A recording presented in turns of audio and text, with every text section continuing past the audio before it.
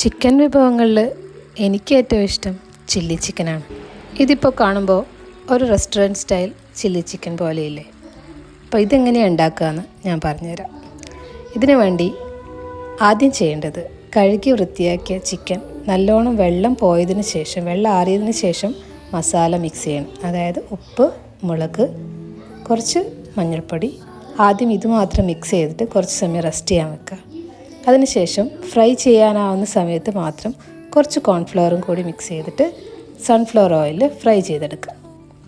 പിന്നെ ഞാൻ ചെയ്യുന്നത് സൺഫ്ലവർ ഓയിൽ തന്നെ കുറച്ച് ഇഞ്ചിയും വെളുത്തുള്ളിയും ചെറുതായി അരിഞ്ഞത് ഒന്ന് വഴറ്റിയെടുക്കും. അതിൻ്റെ കൂടെ വേണമെങ്കിൽ പച്ചമുളക് ആഡ് ചെയ്യാം. പിന്നെ ചെയ്യേണ്ടത് ചെറുതായി അരിഞ്ഞിട്ടുള്ള സവാള അതിലിട്ട് കുറച്ച് നന്നായി തന്നെ മൂപ്പിച്ചെടുക്കണം.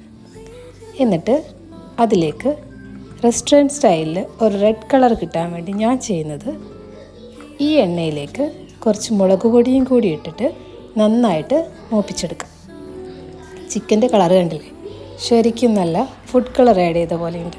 പക്ഷേ ഇതിൽ മുളക് പൊടി മാത്രമേ ചേർത്തിട്ടുള്ളൂ.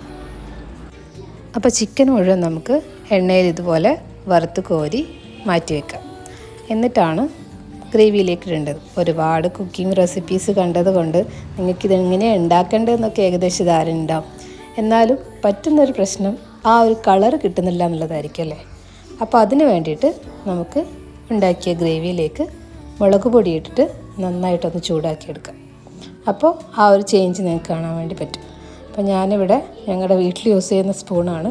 അപ്പോൾ അതിൽ ഒരു ഫുൾ സ്പൂണ് മുളക് പൊടി ഇട്ടിട്ടുണ്ട്.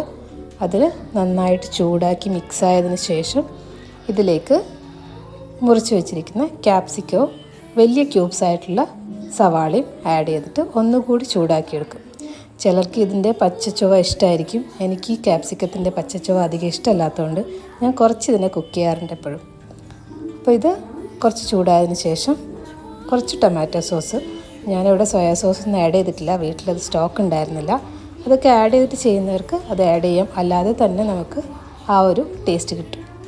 അപ്പോൾ ടൊമാറ്റോ സോസ് ആഡ് ചെയ്ത് കുറച്ചൊന്ന് ചൂടായതിന് ശേഷം കോൺഫ്ലവർ കുറച്ച് വെള്ളത്തിൽ കലക്കിയിട്ട് അതും കൂടി ആഡ് ചെയ്യുന്നുണ്ട്. കുറച്ചൊരു ഗ്രേവി ടച്ച് കിട്ടാൻ വേണ്ടിയിട്ടാണ് അത് ചെയ്യുന്നത്. അപ്പോൾ അത് ആഡ് ചെയ്തിട്ട് നന്നായി മിക്സ് ചെയ്ത് ഒന്ന് തിളച്ചൊക്കെ വരുന്ന സമയത്ത് നമുക്ക് എന്ത് ചെയ്യാം, ഫ്രൈ ചെയ്ത് വെച്ചിരിക്കുന്ന ചിക്കനും കൂടി ആഡ് ചെയ്ത് കൊടുക്കാം.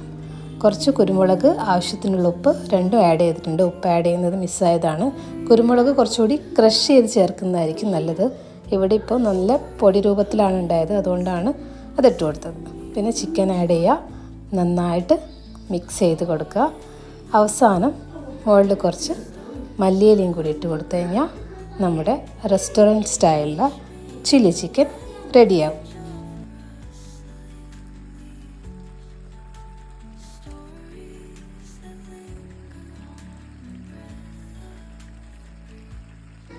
ഇനി സമയം കിട്ടുമ്പോൾ ഇടയ്ക്കൊന്ന് ഇങ്ങനെ ട്രൈ ചെയ്ത് നോക്കൂ.